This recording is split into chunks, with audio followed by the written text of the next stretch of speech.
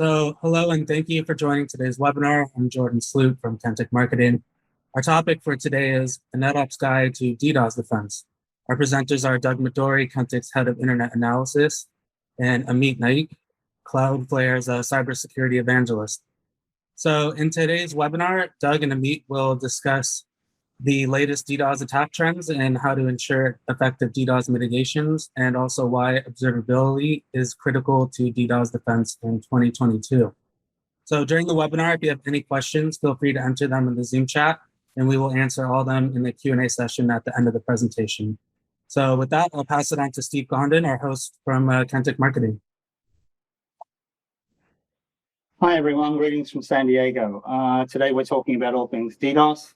And here's what we'll be covering. We'll be sure to leave plenty of time for Q&A at the end, so you can either put those in the messaging. Or if you have any immediate on-topic questions, we'll try and get to them as you ask them. So here's basically what we'll be going through.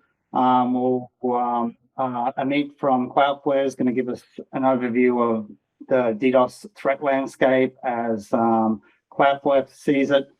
Then Doug's going to jump into some of the importance of BGP and why it's important to monitor BGP, especially with respect to DDoS mitigations. And I'll give a quick summary of a post we recently did on the Kentik blog in terms of why observability is critical for DDoS defense, and then Q&A at the end. So that's what we intend to cover. Thanks for joining us, Amit from Cloudflare. He'll also give a bit of an introduction to how Kentik and Cloudflare integrate. So with that being said, over to Amit. Thank you, Steve and Doug, and thank you for having me. It's always a pleasure to join you guys and talk about DDoS. But before we jump into that, I just want to kind of give a little bit of context into what information we're going to be sharing today. So as many of you know, Cloudflare operates one of the largest networks on the internet right now, spans over 275 cities across the globe. And one of the things we do really well is protect websites and network infrastructure against DDoS attacks. And as a result of having millions of websites running on our platform, where chances are, if there is a threat out there, if there's a botnet out there, we're in a position where we can see it and we can learn from it, and we can inform the community and share that knowledge. And one of the ways we do that on a consistent basis is with a quarterly DDoS trends report. You'll find that on our blog. We'll also do a webinar deep dive into the trends that we find every quarter.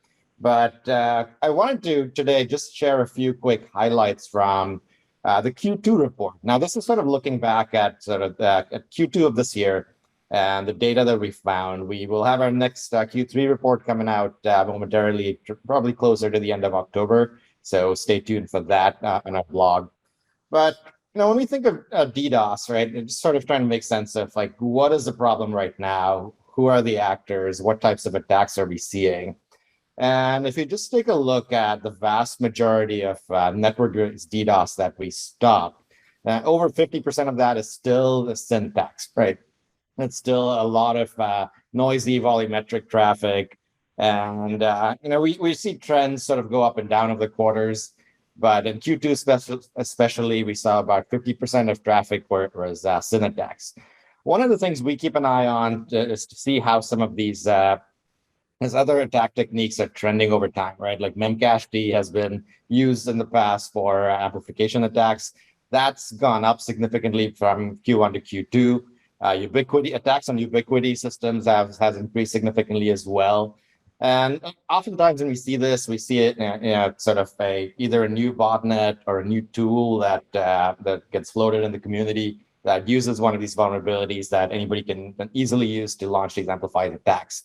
And that's one of the trends that we're catching in Q2 of this year, and we'll continue to monitor this to see how this evolves into Q3. But as we go into kind of one of the other topics that's really top of mind for a lot of folks is what's going on over in Eastern Europe, in Russia and Ukraine, right? We saw in the beginning of the year, we saw groundwork get launched and unfortunate sort of consequences to lives and property and all sorts of issues. But one of the elements of this conflict is a cyber war.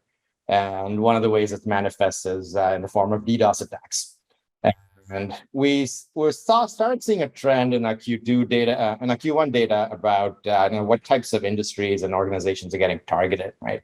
And one of the things we saw is within Ukraine, we see broadcast media and online media organizations targeted a lot.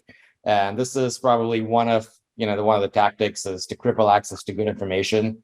And that's probably what we're seeing here. We also saw similar trends in Q1 within Russia, but that has shifted a little bit. So in Q1, we saw one of the top target industry in Russia as well was online media, broadcast media. It could have been domestic, could have been counterattacks, we're not sure. But that has shifted a little bit. We're seeing more of banking and financial services and insurance organizations targeted. Presumably sort of these are critical infrastructure organizations as well within Russia and Ukraine. So that's what's happening out there. And I'm sure Doug has a lot of data on this as well. And we're keeping an eye on the situation to see how as it evolves and changes in intensity and frequency. But the other big thing I think about when I think of DDoS is ransomware. We don't now typically associate ransomware directly with DDoS, right? Ransomware attacks are typically sort of involve some kind of breach of an enterprise system using phishing, using compromised credentials, and then sort of lateral movement and some sort of encryption or locking down of data in exchange for ransom. But there's also another related class of attacks, which is ransom DDoS attacks. And they often occur in isolation or in conjunction with ransomware attacks. And what's interesting about ransom DDoS attacks is they don't require any privileged access to any systems. They can target anything that's intentionally open on the internet, right? So whether it be VoIP infrastructure and you have some SIP ports that are sitting out on the internet, those could be targeted. Websites, web applications, API endpoints, anything that's open by design can be targeted by ransom DDoS attacks. It could even just be your corporate network, your headquarters building, that could be targeted. And we've seen all of these flavors of ransom DDoS attacks. But this is another area where we keep an eye on how things are evolving. And one of the things we do at Cloudflare is when we do send a DDoS alert to customers, there's actually a link to a survey. And where we ask them some questions about, hey, did you receive a ransom note in conjunction with this attack? And that gives us an interesting data point into how many of these DDoS attacks are actually ransomware or ransom DDoS. And what we saw is in the beginning of the year, and Q4 was a busy period for these types of attacks. In Q1, it declined substantially. Not sure why. The cyber war in Eastern Europe might have been sort of where some resources got redirected. Is it e-commerce related, do you think, Amit? I mean, it seems to be, obviously fourth quarter is a critical time for e-commerce, and maybe that's when people are most vulnerable because so much of their revenues at stake. Do you think that could be a cause of why there's such an increase in ransomware attacks in the fourth quarter? So last year was a big year in general for ransom activity. We saw a number of attacks, and we saw organizations being successful at them, right? And that sort of emboldened them. And I think in Q4 it reached a bit of a crescendo. Just in the confidence levels went up, the availability of tools went up, and it reached a bit of a crescendo. In Q1, what I think happened was probably a little bit of diversion of resources and botnets to other purposes, and sort of the cyber warfare that situation in Eastern Europe took a lot of the attention and sort of resources out of launching ransom DDoS attacks. But we've seen them come back in around June of this year. So there's a organized gang also labeled, we call them Fancy Lazarus. They're pretty active last year. We saw them go a little bit quiet in Q1, but they came back starting around June of this year. And we saw an increase in number of activities and ransom notes from this organization. So we're seeing that uptick. We'll continue to monitor this and see how it trends through Q3 and Q4. But again, the takeaway from this is if you have resources that are open to the internet that are critical, think about how you're going to protect them. So if I were to sort of sum up what we're seeing here, right, what are my key takeaways and trends that I can distill from this information right now? So a vast majority of DDoS attacks are still acts of cyber vandalism. They're not intentioned and they're not directed, but they are still powerful and they can still cause significant damage, right? We do see sophisticated, well-funded attacks, and they come in, they're very targeted, they hit hard. They're typically using some available botnets, and these do happen. They're not that common, but they're out there. The tools are out there. The resources and the groups and the people are out there. And then we're seeing, so going back to the earlier slide, we're seeing all the SYN attacks, right? Those are typically reconnaissance. They're trying to learn weak points in a network to figure out, where your breaking point is, and learning a network topology, identifying points of entry that where damage could be caused when you do want to later do an intentioned attack, right? So that's a general summary of what we're seeing. So just a little bit about how we go about solving this problem.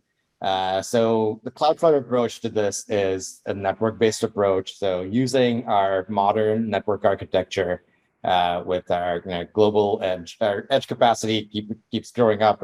Right now, it's about 155 terabits per second, which is large enough to withstand the biggest volumetric attacks. We do all the DDoS filtering on the edge of the network, so that gives us sort of a tremendous advantage in terms of resources, right? We don't follow a scrubbing center architecture where we have these. So every Cloudflare data center is able to take in and stop and filter, detect, and stop DDoS attacks, and that's a big advantage when you're dealing with unknown threats. And the other thing is that the whole system is kind of autonomous, and it doesn't need a lot of tuning. It learns from your traffic patterns. We just announced a couple things this week, like adaptive DDoS protection, where it actually learns customer traffic patterns. And for most network-based attacks, like the SYN attacks you saw, can mitigate this in under 3 seconds. And we're really excited about our partnership with Kentik and how we do this together.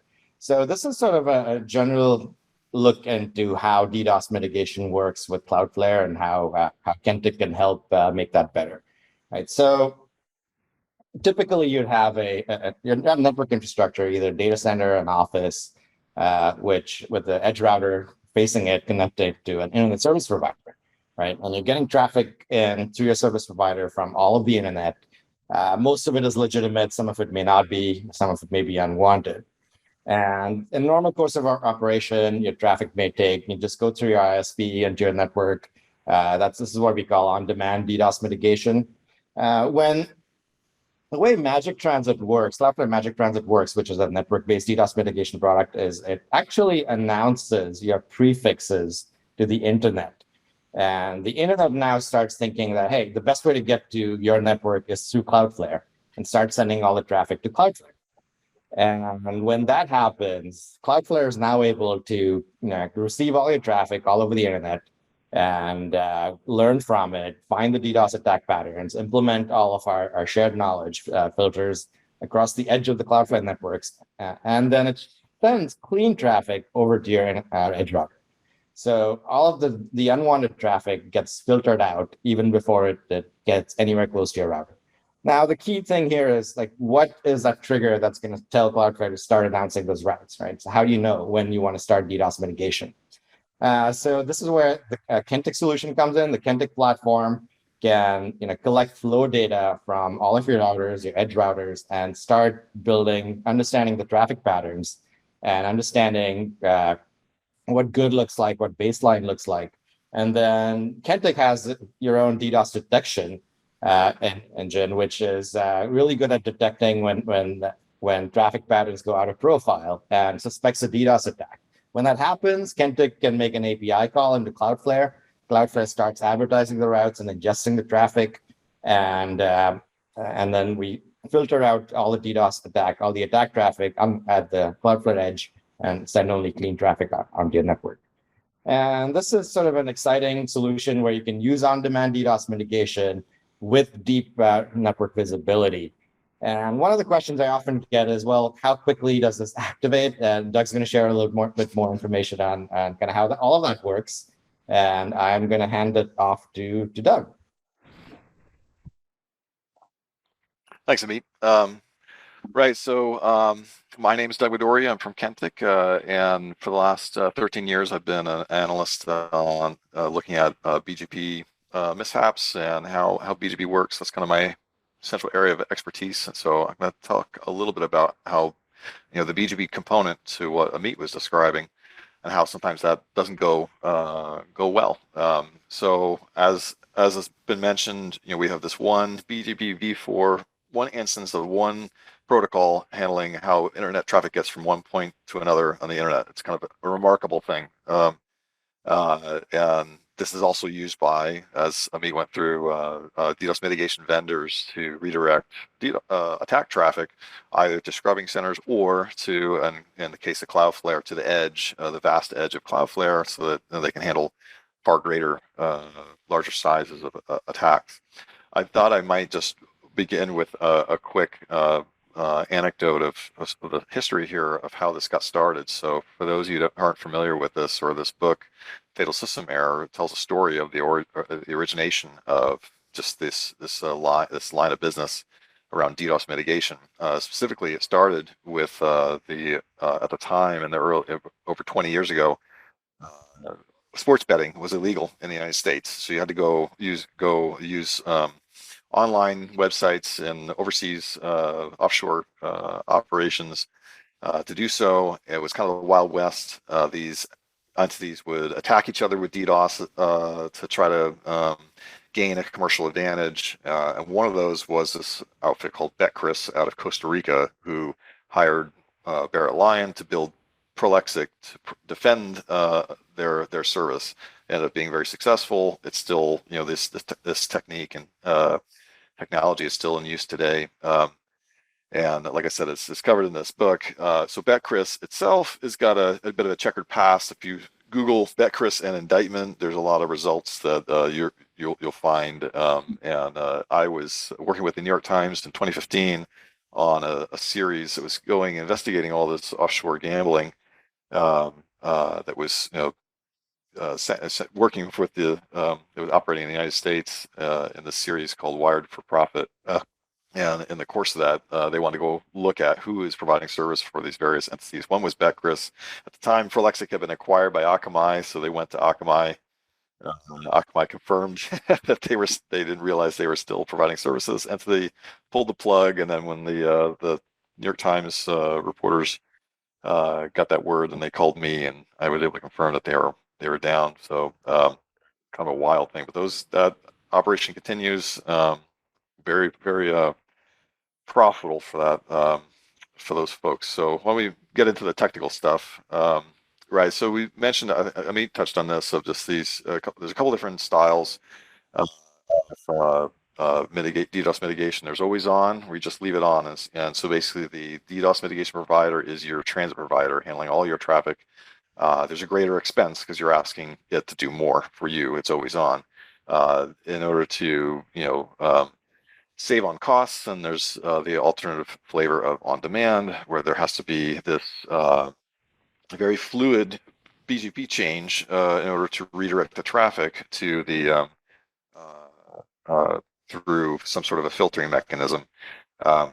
This on-demand scenario is essentially what Amit went through. Uses Kentik isn't the first to use NetFlow. I think most people have been using NetFlow to identify the traffic that needs to be filtered for a long time.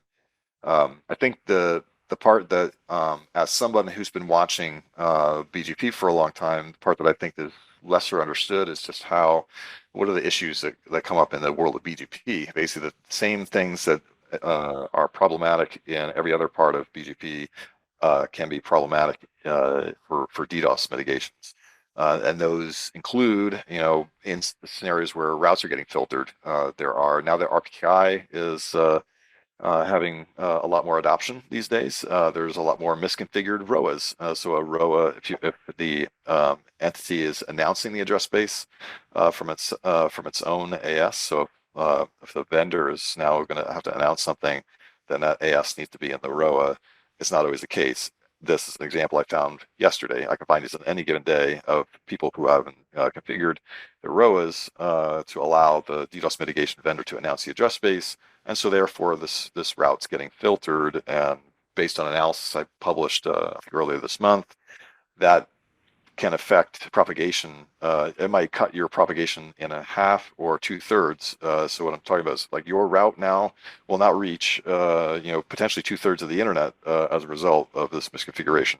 So that's one scenario. But I think to sidestep that, I think what you'll find in BGP-based DDoS mitigation activations is that the vast majority of cases, the vendor shows up as an upstream. I think this is partly just to sidestep any of the issues with filtering that come up with trying to change origins.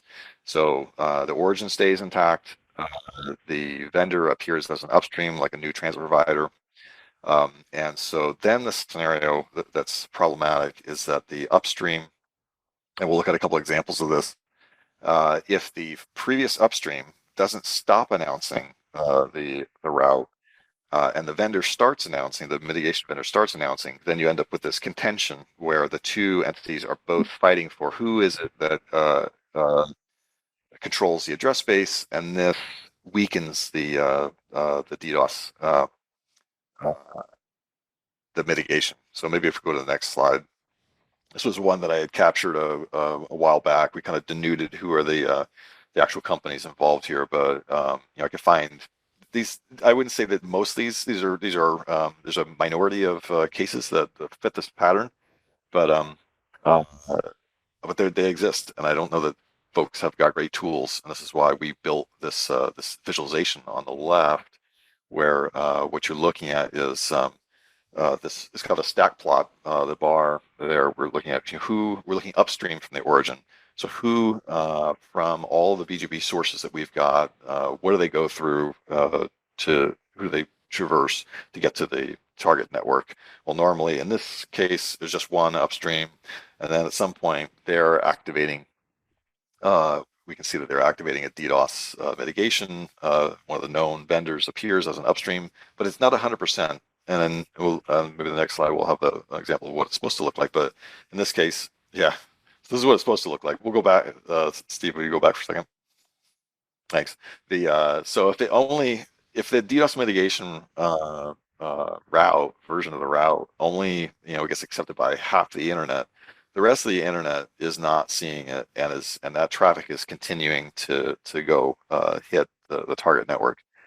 The fact that we are at Kentik is a NetFlow analysis, was born as a NetFlow analysis company, means we've got a lot of NetFlow to use on top of the BGP stuff, and so a lot of these attacks we can see in our NetFlow, our aggregate NetFlow from customer data, and see, like in this case, we can see the attack crossing the telecoms that work with us and hitting its network, and we can see the portion that was redirected through this mitigation, which was just a minority. So this one we would think we would call this is the outcome of an incomplete DDoS mitigation.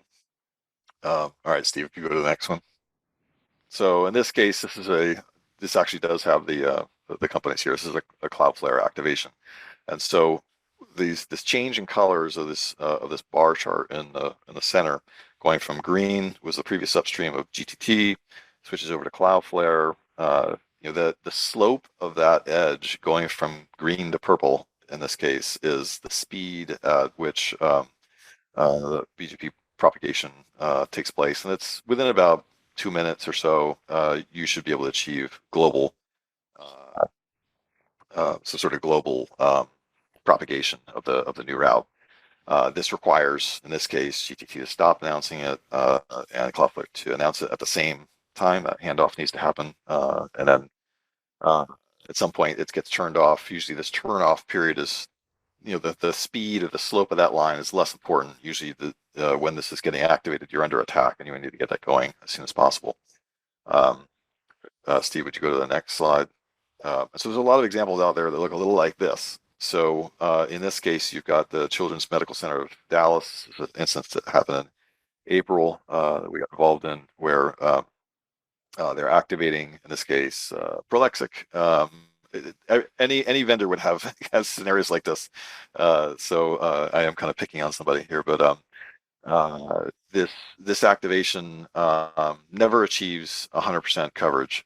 And so because in a DDoS scenario, you can't predict where the traffic is coming from. It's going to come from all kinds of different parts of the internet. Routing, there's some vagaries you can't predict. You can't be sure that it's going to come through one transit provider versus another. Which is why you need to have just 100% coverage. And so if any time there's an activation that doesn't achieve 100% coverage, you're leaving a door open for the attack traffic to end up hitting the network. And there's a few different things that can, ways that can, this can happen. You've got multiple players involved. You've got the customer, you've got the old upstreams, you've got the new mitigation vendor.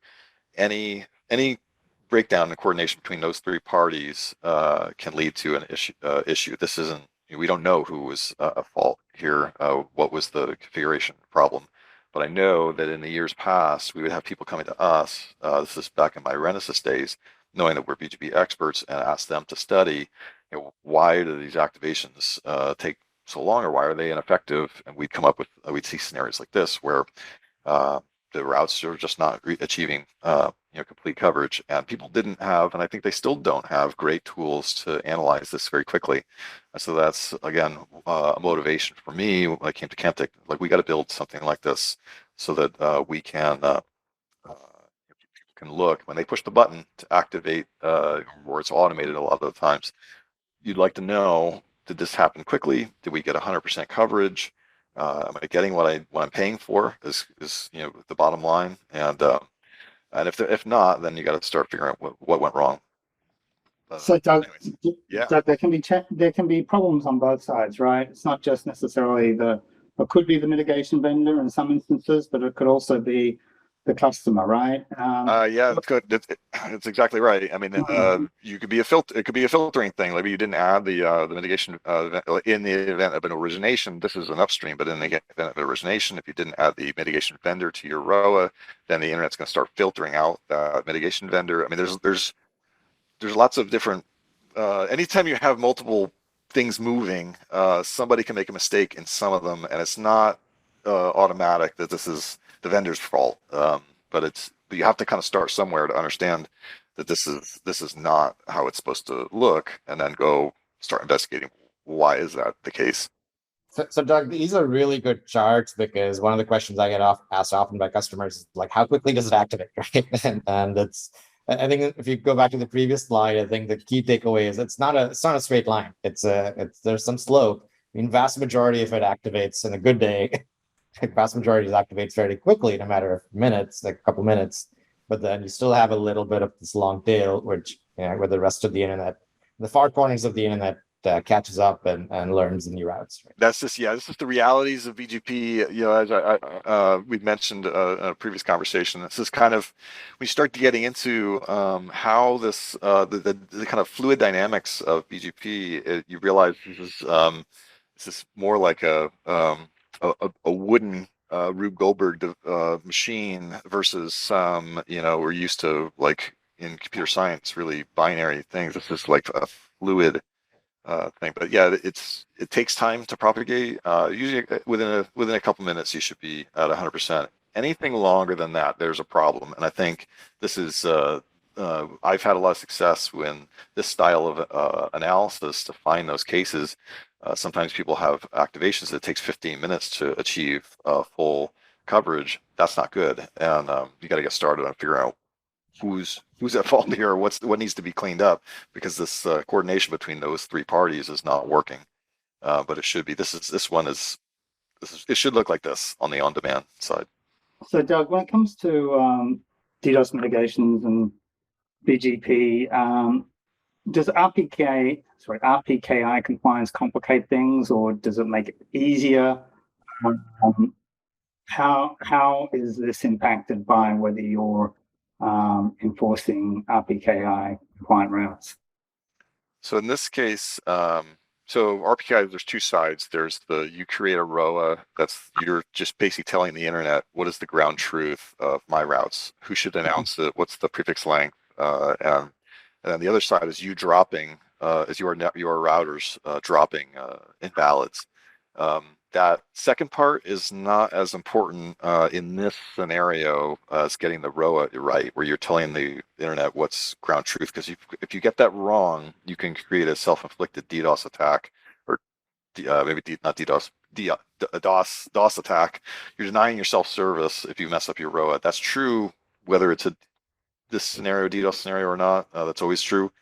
But like as I mentioned, I think a lot of the mitigation vendors now are trying to sidestep the whole this whole issue by appearing as an upstream origin versus originating themselves.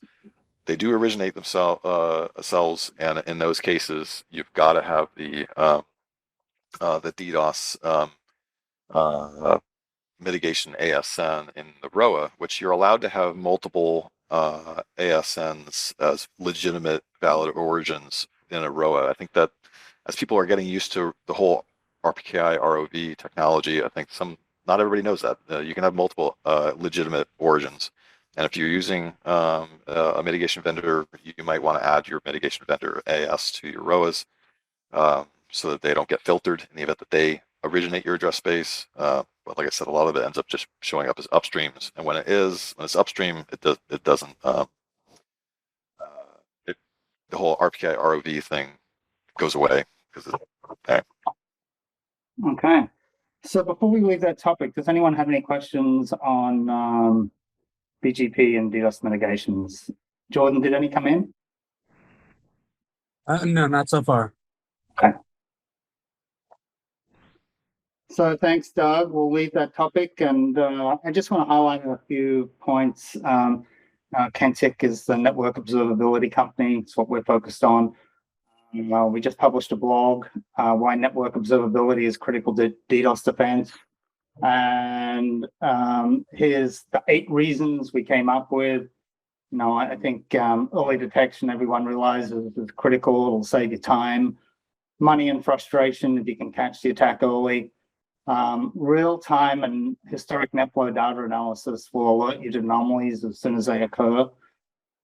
The next reason is, picking up low-volume attacks, which are often used to mask security breaches, as I think Amit was talking about earlier. There's a lot of low-volume attacks out there just testing your network. So it's really important to baseline against small traffic volumes, which will enable you to fine-tune your thresholds and your alerts accordingly.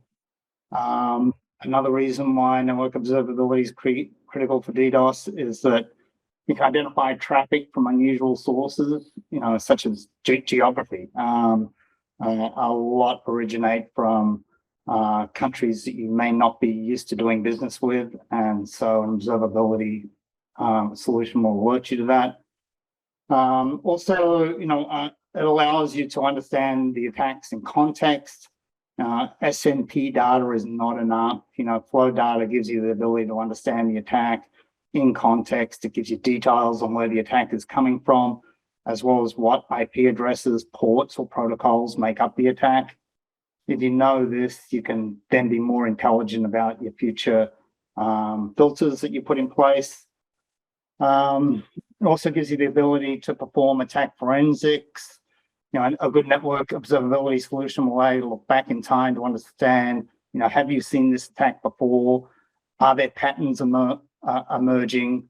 How can this be prevented altogether in future? So the other really important thing is eliminating false positives. You don't want to be the guy who cries wolf all the time.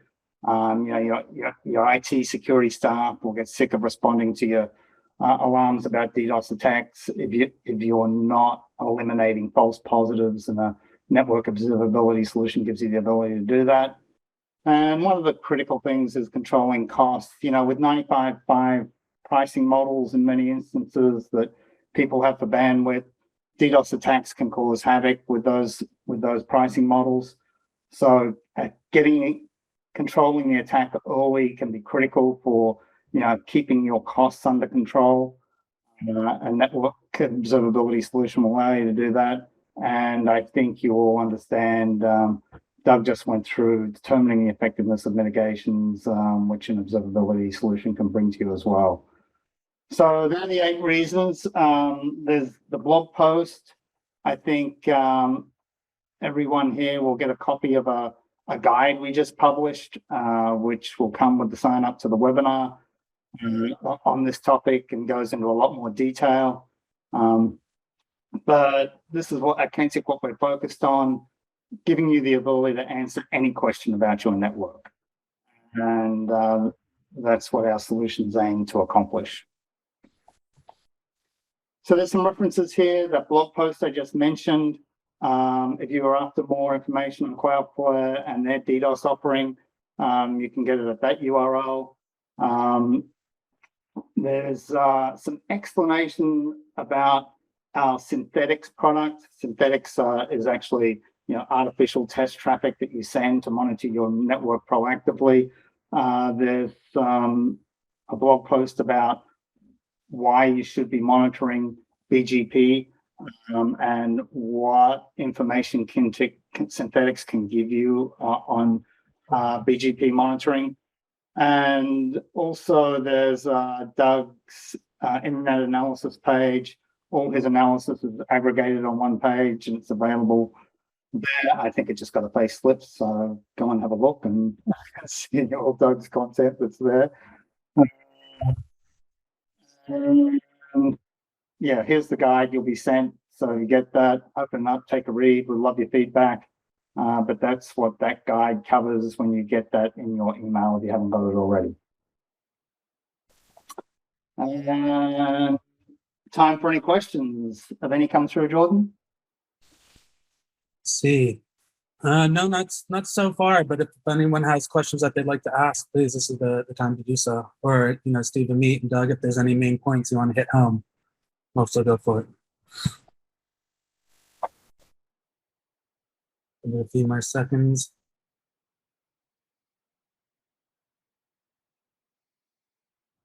Well, I think Amit would back me up on this, that there's this is not a problem that's going away anytime soon. Unfortunately, this is going to be with us for a while. So this is going to be part of your network strategy. How to keep yourself online. You got to have some sort of as long as you're answer. connected to the internet, you're going to have traffic you don't want, right? Yep. And some of it can overwhelm you. There's everyone's Twitter handles if you need to reach out. Thank you, everyone, for attending. If there's no questions, I do see 2 questions in the Q&A. Have they been addressed? No, I don't think so. So let's see.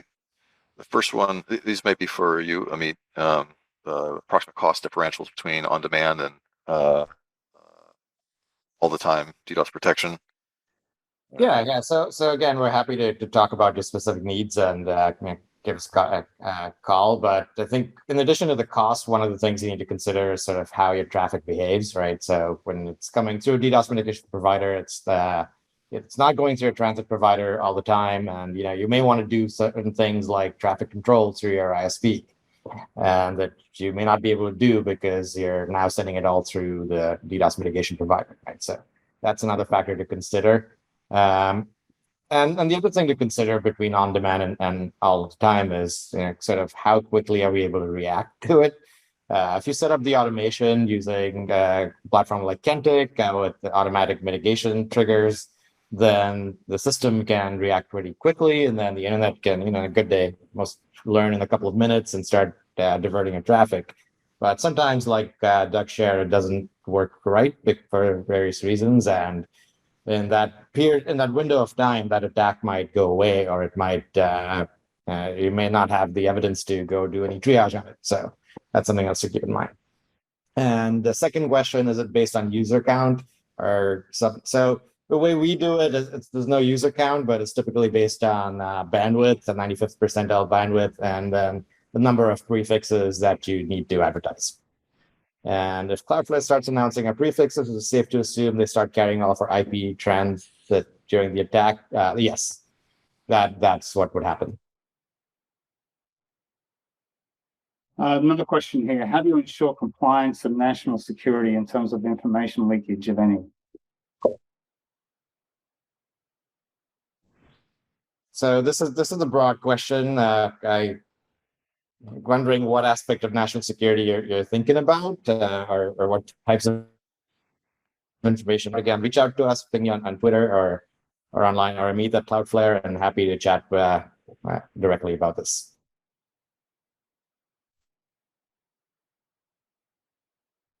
Okay, if there's no further questions, we'll wrap it up. Thank you everyone for attending.